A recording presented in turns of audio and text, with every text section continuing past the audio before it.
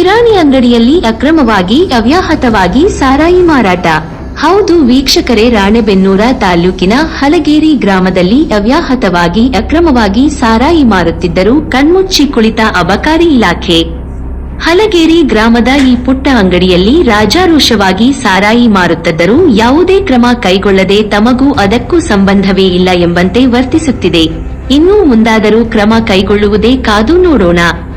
ವರದಿ ಮಂಜುನಾಥ್, ರೂಪ್ಕಲಾ, ವಿಜಯ, voice news Kannada, Ranebennur.